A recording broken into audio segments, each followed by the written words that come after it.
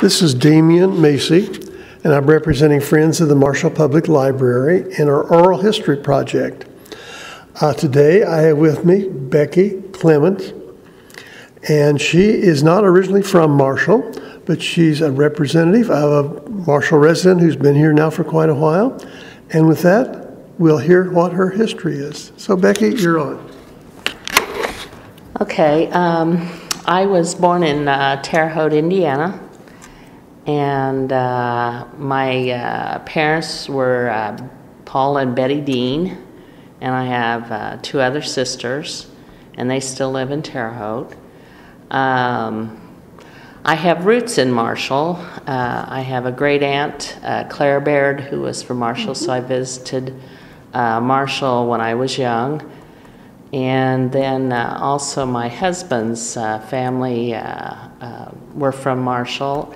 His grandfather taught in a one-room schoolhouse in Marshall, Illinois, and also graduated from Marshall High School. What was his name? His name was Robert Clements. Okay. And so there are roots from my husband and from myself in Marshall. And right now I live just east of Marshall on my husband's family farm, which was belonged to two bachelor brothers named of Billy and Charlie Weffler. And so I live back off of North 1880th Street. And I have also the grandfather, through the grandfather clause, they had put in their own electricity and water back in a long time ago. Anyway, I do have city water and city electricity, even though I do not live in the city. But that was, kind of a nice plus with when we moved back here. And so I live in the middle of 50 acres, and there's fields and woods around me, and we have, it's an enjoyable place to live, and we've always loved Marshall. Our boys went to school here, and I taught for over 30 years. And where did you go to school? Your grade school and then the high school, and obviously been on to college? Okay, I lived North Terre Haute, and I went to school at grade school. I went to Otter Creek and then to Garfield High School. And I worked, I went to Indiana State University for college, got my teacher's degree, and pretty much have taught more than anything in my career. Did you have a favorite subject when you were in school? Well, in school I loved history and I loved to read. Probably a lot of things I enjoyed were just getting with friends and sports and different things. Was there maybe a teacher or someone that kind of influenced you that maybe teaching might be something you'd be interested in?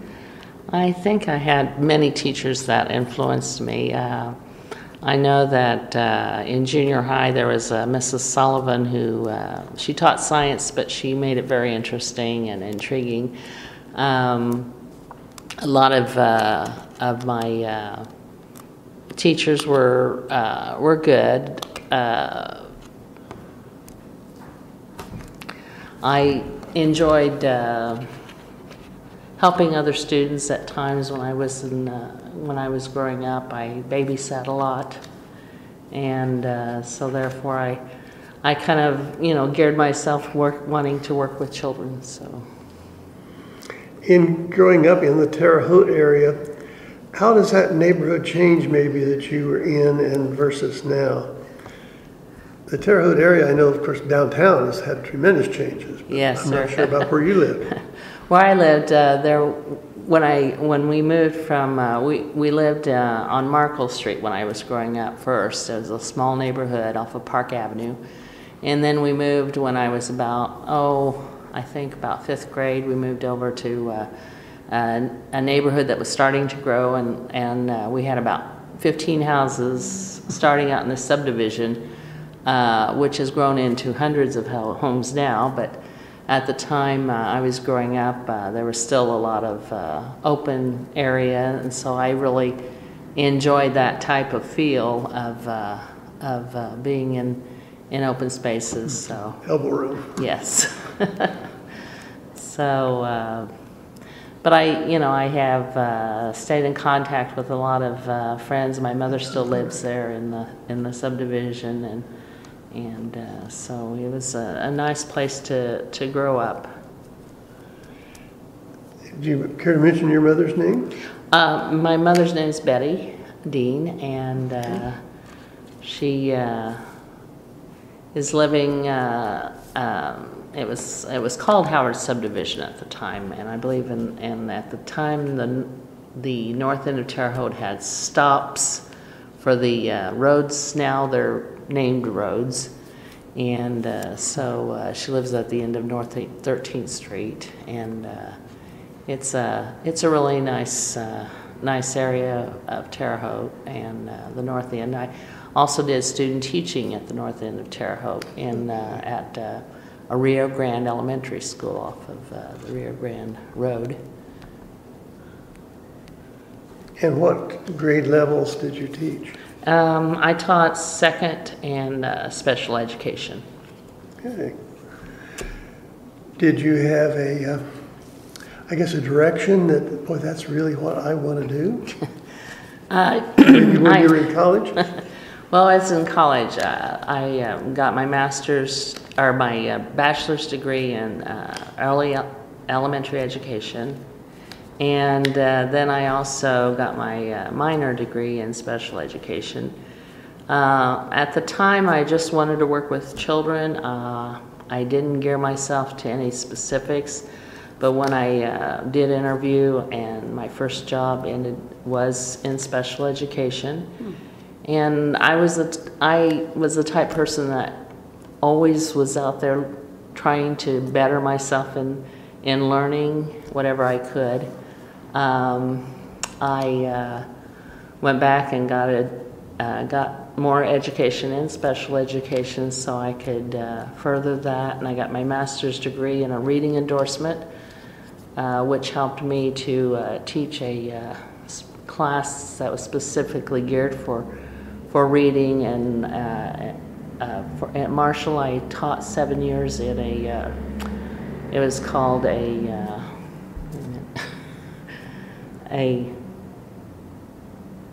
my mind went blank, sorry. Primary one class, and it was geared towards working with students who were at risk in their education, that they needed a little extra time or extra year to gain maturity or gain help in a specific area. When you were going through school, we always, I guess, have great ideas and everything. Once you got to teaching and all, did you ever think that, gosh, is this really for me? Well, I did kind of look at a lot of things when I was in high school.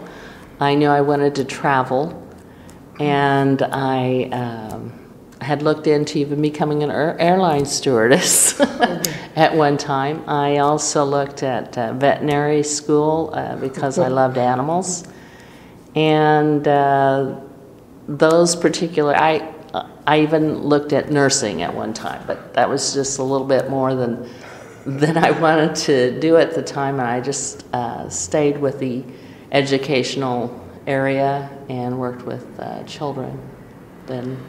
Did you do your student teaching at the old lab school in Indiana State, or was that? Student teaching was done at Rio Grande Elementary, Okay. And at the time they had the open concept, which was, through education there have been so many areas of change, which I've gone through for many years. But at the time, they were dealing with working with pods and children being taught according to their ability and levels, and they were were taught in those type of areas. Like if they were all reading in a certain thing, then they had a certain group. And it was similar to probably putting in the, you have your red birds and your blue birds. Right. And different things back when. So now that has been phased out, hasn't it, with trying to get general, everyone's equal type of thing? Yes, there's been so many changes and areas that looking at not only developing the phonics, but the aspect of helping children to be ready to develop problem solving now more, and so it's really hard at times to deal with that, but that's today's life. You need to, and technology is definitely the thing to get with into. all of this, I guess it's news media and a lot of it's hype, I know, but this One Child Left Behind, and there's all of these different programs that seem to be coming down out of everywhere. Do you have a particular feeling on some of those things? Well, I know that it's important for all children to have the best education or the best type of life they can be given but I believe that, not only the parents but teachers all work together to educate the children, and we need a lot of work towards helping them to prepare for the future and be a part of positive thinking more, and trying to help them to live a life that is going to be helpful for them and the future of our children in the times to come. Yeah. One thing that really bothers me, I guess, is this thing that Indiana and some other states doing away with cursive writing. Well, I had a professor in college when I was doing my student teaching, and he did a special program that had to do with saying that cursive writing should have been taught at the beginning in kindergarten, first grade, and that manuscript writing should be taught only in engineering school. But he was a learning disability professor, and he felt the flow of cursive writing helps children to get past that in their ability to function, and that was one of the areas that I did get a degree in, was learning disabilities, along with the reading and the special ed and early childhood and a lot of the areas. So I worked in technology also, took some classes with another teacher in technology when we first started with technology in the schools. So I'm a varied person as far as it comes to a lot of areas. And I think that area of special education would be so challenging. Yes.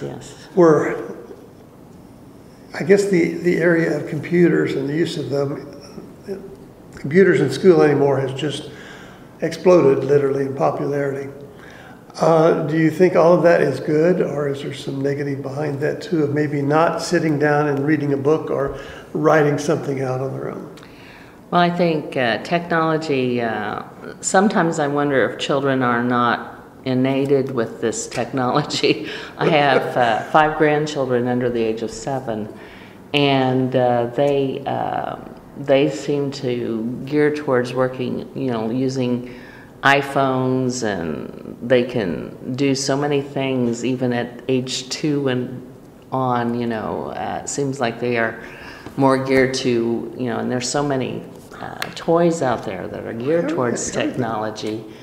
And I think that technology is an era that we're in, and it's good, but I think we have to step back sometimes and monitor the time that is spent on technology, so that the things that we, reading a book. I know I have a Kindle Fire that I put books on, but I like to just hold the book and not just read it off of technology, so that it's something that needs to be moderated, and maybe step back and look at things in other ways, not just technology alone.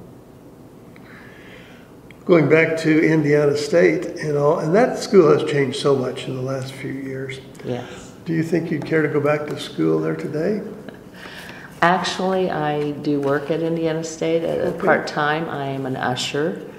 I work at different functions, and so I do get a chance to step back. And at one point, I was even asked some questions just when I was ushering about Holman Center and different things. And I enjoyed Indiana State, and I wouldn't mind taking classes again. I don't know where I would go with it exactly, but I don't mind because like I said, I enjoy learning all the time. You mentioned you had several grandchildren. Do you have children living in this area? Yes, I have. My youngest son lives in Highland, Illinois, which is near St. Louis. He's a captain in the Air Guard, and he's stationed right now in the Terre Haute at the Terre Haute base. And he has 3 children: Grayson, Lawson, and Corbin. And his wife Corey, they live in a really nice school district in Highland. Highland is a really nice community and near everything. And then my other son, Chris Clements, is Lieutenant Colonel in the regular Air Force. He is stationed right now in the Middle East, and he has 2 children, David and Logan. Logan was born in January this year, so they're very young. His oldest is 2.5. His wife is from Madrid, Spain. He met her in England. He's been stationed in Germany for 7 years and is now living in Kansas, Wichita, Kansas, and stationed a little further down the road. Big change. But I just recently spent 3 weeks in Spain with my daughter-in-law, who's from Madrid, and so I was over there helping with the 2 little ones, and enjoyed being a part of that culture, which is so different, but also helping her. I help also when they're living in Wichita right now. In Madrid, is it right in town, or are they out in the suburbs? It is in Alcalá de Henares is where they live. Her parents live, I should say. Her parents live there, and that's where we went, which is a part of Madrid, yes. Quite a few people living in that area too. Do you know what the population of Madrid is? I know it's huge, but I don't know the numbers. Well, I don't have the numbers exactly either, but I know, yes. A lot of congested traffic. Yes, the metro is very very congested at times. I know that they do have a good transit systems, and we took a train from Madrid to Malaga, which is in southern Spain, and then spent 16 days in Almuñécar, which is along the coastal waters of Spain in the south. Is that down close to Barcelona? It's further down. It's by Almeria and Granada. Okay. In that area, yeah. Okay. Don't think you'd care to live there, or would you rather just come back to Marshall as the best place? I loved visiting. I really like home, though. I do like home. You mentioned maybe you wanted to be a travel agent earlier, and you obviously have a desire to travel. Have you done quite a bit of traveling? I have traveled, not as much. My bucket list is still to visit a lot of the state parks. I've been to a few national parks. My son, when he was my oldest boy, he was stationed in England when he first started out in the military, and my other son, when he started, he was stationed in Alaska. Wow. And I've always wanted to take a cruise to Alaska. Actually, as a teacher, I wish I had started out, and I wish I had been able to have been a teacher on the trail on the Iditarod. That's what I would have liked to have done.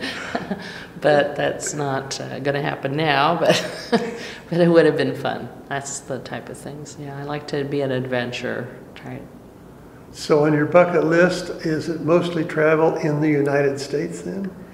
No, not necessarily. I wouldn't mind visiting Scotland and Ireland, different places. Travel doesn't bother me to fly or go to different places, so it would be interesting to.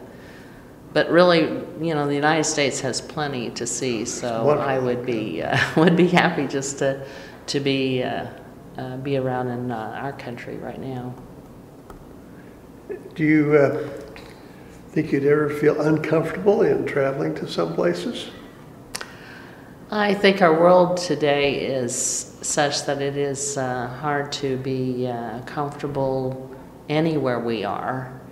It's not as easy to feel as safe in our homeland anymore than it used to be. I mean, we used to feel like in a way that we were so safe and apart from what was going on in the world, but I think the world has now developed into all of us being so involved in that, but we can't let that stop us from living. So I have I belong to a United Methodist church that I'm very involved in.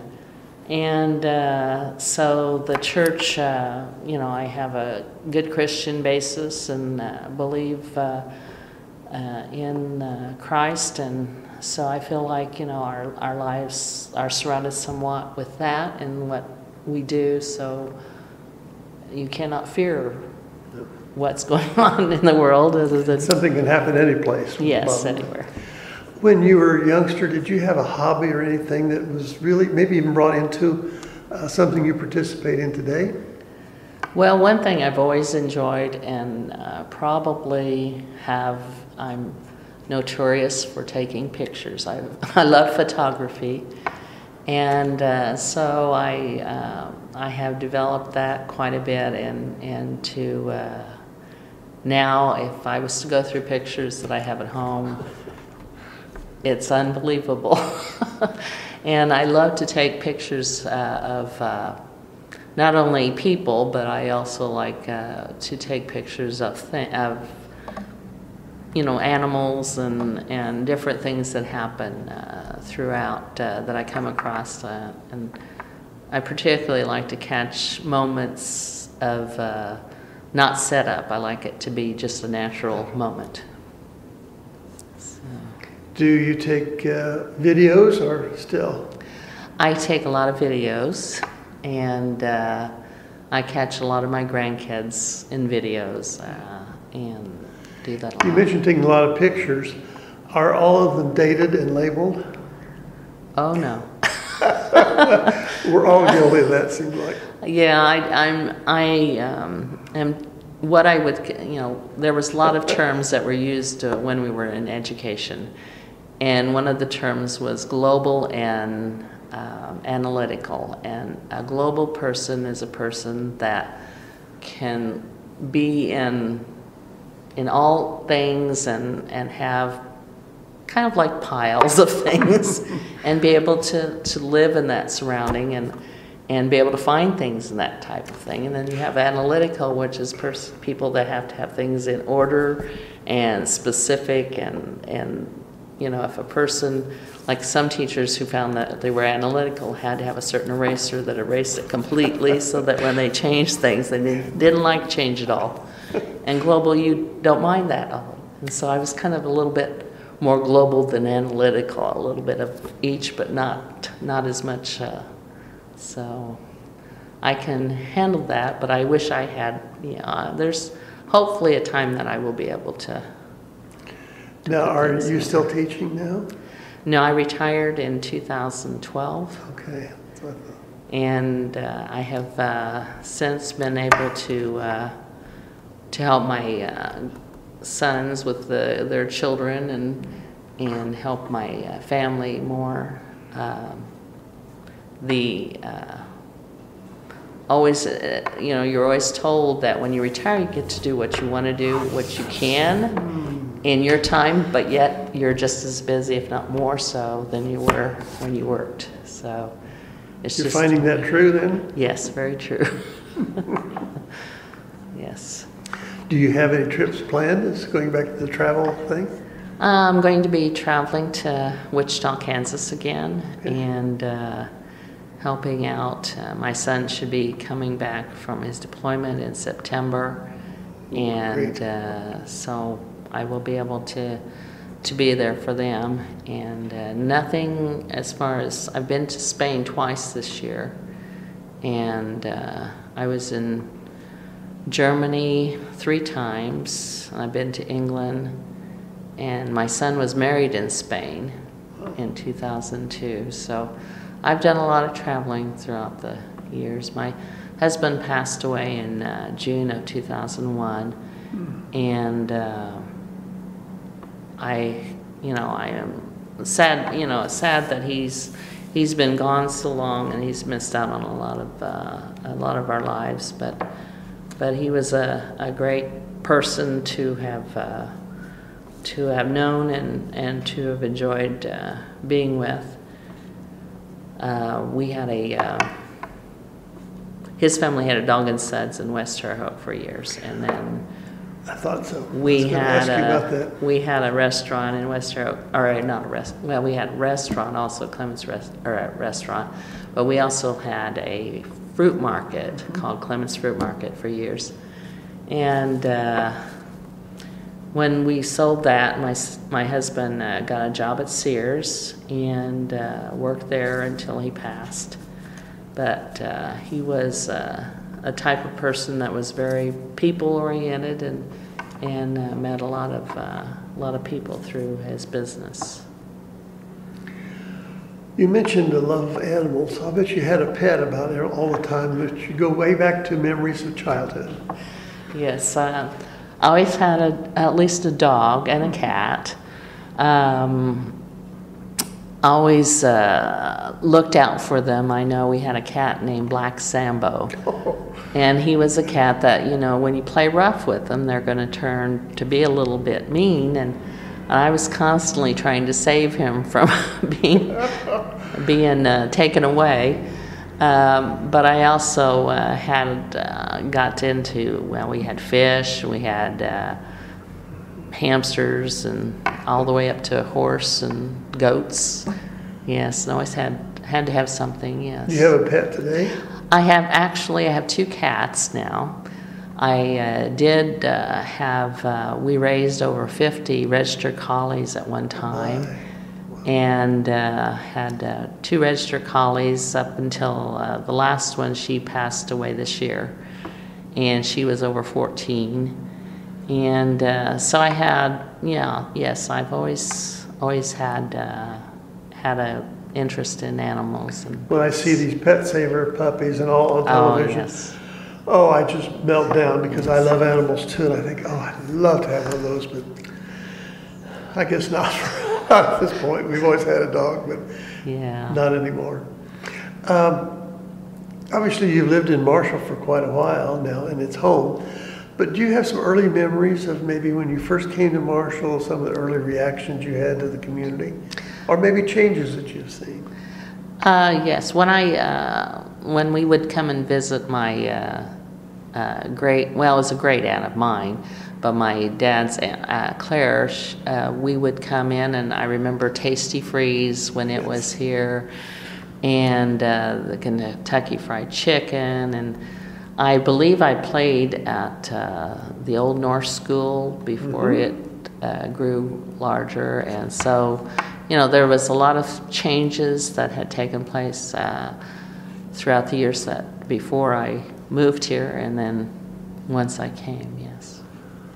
What about downtown? I know the buildings are pretty much all here, but do you have early memories of some of the businesses maybe? There's the buildings that have been redone. I remember the old drug stores and the dime store, different things in Marshall. I know that we didn't come as often as I would have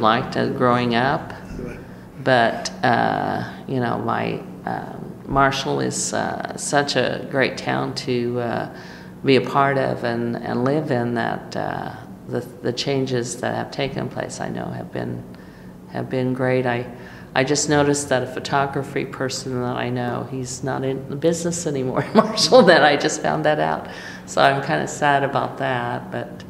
But I know that there's more for Marshall. When you were teaching, were you at primarily the South School, or were you at North, or both? Actually, I started out at North School. I was there for 19 years. I went to junior high. Oh. And taught there 8 years, and then I ended my career at South School. And the only school I did not teach in was the high school, but I did coach. I coached softball and was part of the volleyball. Really? Yeah. Was the old South building still standing during part of the time that you were down there? I can't recall what year it was taken down, but it was kind of an interesting looking old building. Yeah, I don't really remember all. I know I've been there since the old part. Of course, I was in the old part before they started remodeling, and the doors and the hallways all connected to each other on the west side, and then they had the upper grades at the one end that was with, I think they had the 4th, 5th, and 6th grade at that end. But yeah, there's been a lot of changes that have taken place at South and at North School. Mostly, now at the high school even, and junior. Well, when I moved to the junior high, I was put into the old driver's ed room, which was in the basement of the old women's gym. And when they built the new part to the junior high, I was a part of that also, in building, helping to get that going quite a bit. Have you done any substitute teaching? No, I did help with a daycare, and I do a lot of tutoring at different times. Oh. So I have tutored. I fortunately got to tutor a former student of mine to help him get his GED, and I enjoyed that. And I'm working with another young lady in that area too. In your tutoring, is that something you plan to pursue and continue, or is that just happened that someone contacted you? It's mostly that someone contacts me. I am so busy with, I know this year in traveling, it's almost like a vacation to be at home. And so it's hard to really set myself to, I think I would like to tutor or to substitute and to also tutor more on a regular basis, but right now it's not something that I can really schedule in as such. You think you'd ever care to go back to school? Teaching and now being out of it, do you think, gosh, would I ever want to really go back to school? Like I said, I really do like to continue learning, and it is never too late to learn in age or whatever, and there's always something out there. Technology is something that you need to pursue and continue with anyway, so yes, I wouldn't mind. The thing with the computer and what it has done to the world anymore, I'm sure you must find that as maybe even a distraction. It can be, and there's a lot of things that I would like to. I know that when we started really developing the technology with the smart boards in the schools, I used them. I was teaching preschool, and I used a lot of that even with the preschoolers, and it's amazing the interest or the things that you can do with those type of technologies to help children to learn, to motivate them to want to do a lot of things today. It's the motivation to keep kids interested in learning is really a challenge. So. So. Do you think, though, the computer might help make them even a little lazy? Well, I know that, using a calculator to figure out things, and math particularly, that's one particular area that I end up tutoring a lot, because math is not the easiest subject, particularly in problem solving, and try to utilize your basic math and develop it into using it in real life. And a lot of people struggle in that area, and it's always a challenge to calculate your how much you're to get back when you're giving money to a person at a drive up, and to see how they just try to push buttons and don't really utilize their mind. And knowing that, I always told my students, particularly in junior high, that their calculator was built into their brain, that they didn't have to rely on the one that they just push buttons on. There was a period that was called New Math. Yes. And to me, my opinion was it was kind of a disaster. Is that right or wrong? Well, I think, it's kind of like the open concept. It was as an area that they tried to develop, and it kind of fell short because there was just techniques that were involved in the new math that really became kind of the kids struggled in, so then we got behind in math, and I think that they just needed to go back to the basics of learning. Because my son went through that, and he never did learn the multiplication tables. They had a matrix chart, and that was it. And my wife and I worked on them at home, and he finally learned them. But to me, that's just something you need to have. Well, it's just like when they tried to do with the whole language and did away with they tried to do away with phonics. And phonics is something that some kids get and some kids don't, but it's still important in the everyday learning process of reading. And just reading to kids is more important than anything. Becky, was there an individual or maybe a world event or something that really influenced you and might have steered you into the teaching field, or that's just really maybe steered your life in a different direction?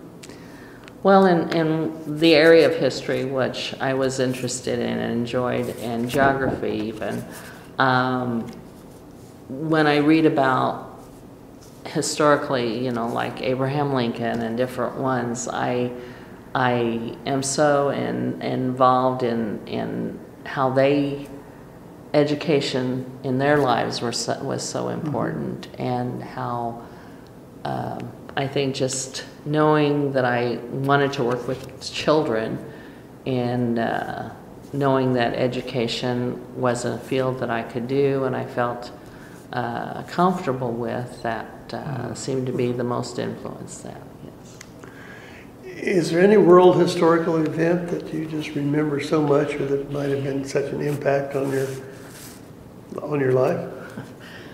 Well, the year that my husband passed in 2001, I had a friend of mine who was willing to go with me to England to see my son, and we had already decided on flying to England and had purchased our tickets and everything in August before September the 11th. And I guess that particular event impacted everyone's lives.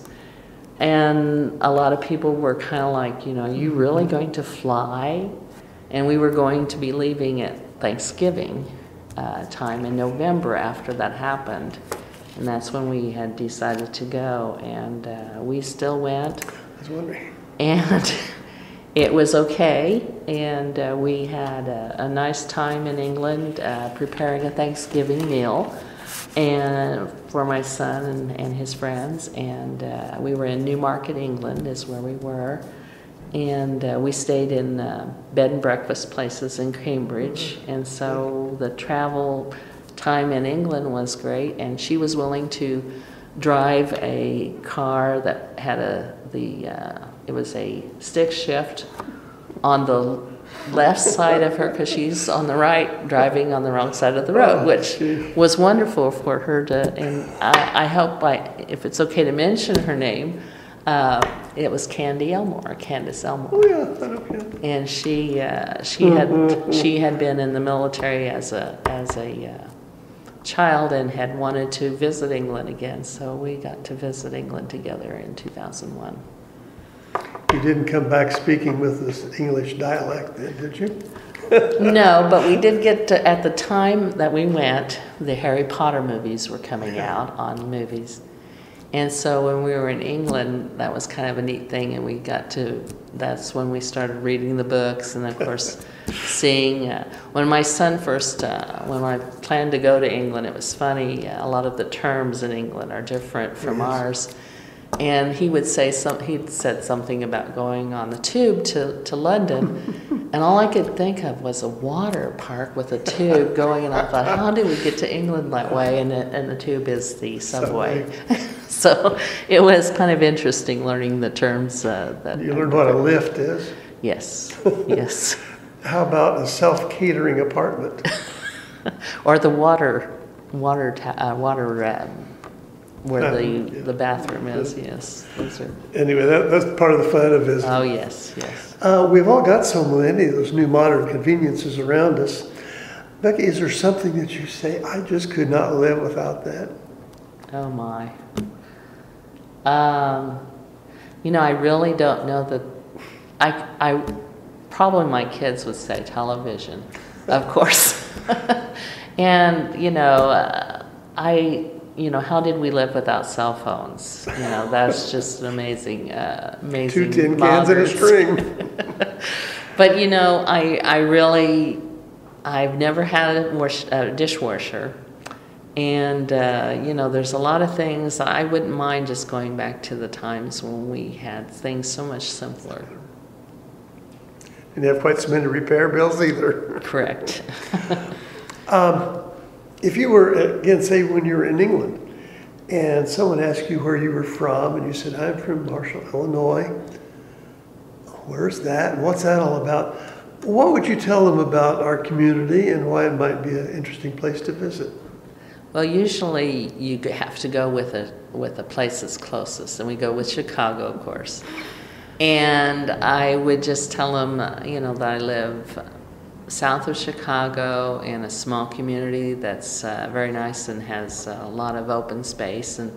And I know my daughter-in-law, when she came to the United States for the first time, she was amazed at how much openness we do have in the United States. So. In a small town, everyone knows everyone else. Yes, definitely. Yes. Well, Becky, it's been a delight visiting with you, and I certainly appreciate your time. And as I said earlier, this is for really the future.